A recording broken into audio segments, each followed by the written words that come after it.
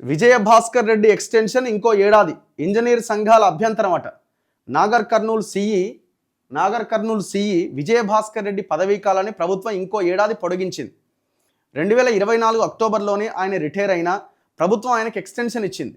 తాజాగా మరో ఏడాది పాటు ఆయనకు కాంట్రాక్టు పద్ధతిలో కొనసాగిస్తున్నట్లు శనివారం ఆర్థిక శాఖ ప్రిన్సిపల్ సెక్రటరీ సందీప్ కుమార్ సుల్తానియా ఉత్తర్వులు జారీ చేశారు.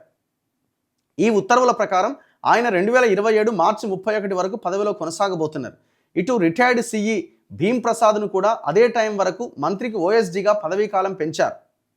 అయితే రిటైర్ అయిన అధికారులకు ఎక్స్టెన్షన్ ఇవ్వడంపై ఇంజనీరింగ్ అధికారులు ఆగ్రహం వ్యక్తం చేస్తున్నారు. రెగ్యులర్ ఉద్యోగులను కాకుండా రిటైర్ అయిన వారికి ఎక్స్టెన్షన్ ఎలా ఇస్తున్నారని ఆవేదన వ్యక్తం చేశారు. ఎక్స్టెన్షన్లు ఇవ్వబోమని అధికారంలోకి వచ్చాక ముఖ్యమంత్రి ఇచ్చిన హామీని నిలుపుకోవాలని డిమాండ్ చేస్తున్నారు. ఏమయ్యా రేవంత్ రెడ్డి, ఏంది దుర్మార్గం? అరే అసలు ఈ ఎక్స్టెన్షన్ అన్నదే దుర్మార్గము. అసలు ఎక్స్టెన్షన్లు ఇచ్చేదే కుదరదు. ఉన్న అధికారులను కూడా తీసేస్తాం రిటైర్ అయిన వాళ్ళని చెప్పినావు కదా.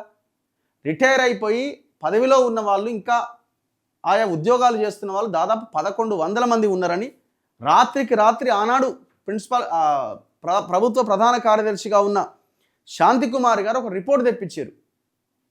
మరి ఆ 1100 మందిని ఎంతమందిని ఉద్యోగంలో తీసేసినావు? తీసేయకపోగా ఇంకా ఎక్స్టెన్షన్స్ ఇచ్చుకుంటూ పోతున్నావు. మరి కింద ఉన్న ఉద్యోగులకు ప్రమోషన్స్ రావాలి కదా. అదేదో కింద ఉన్న తెలంగాణ ఉద్యోగ ప్రమోషన్ వస్తే ఇంకా ఆ పోస్ట్ ఖాళీ అవుతుంది కదా, కింద ఉన్న పోస్టులు ఖాళీ అవుతాయి కదా, కొత్త వాళ్ళతో భర్తీ చేయొచ్చు కదా. సిగ్గు అసలు ఇదే ఇంతకంటే దారుణం ఇంకొకటి లేదు. సేమ్ పంచాయతీరాజ్ దాంట్లో ఈ మహిళలకు సంబంధించిన దాంట్లో శ్రీనిధి ఎండీగా 70 ఏళ్ళ ఒక ముసలాయనని కంటిన్యూ చేస్తున్నాడు, ఎక్స్టెన్షన్ ఇచ్చుకుంటూ పోతున్నాడు. ఎంత ఘోరం అసలు. నువ్వు చెప్తున్న మాటలకి చేస్తున్న చేతలకి ఏమైనా పొంతన ఉందా? అట్టర్ ఫెయిల్యూర్ సీఎంగా ఒక రకంగా చెప్పాలంటే అట్టర్ ఫెయిల్యూర్.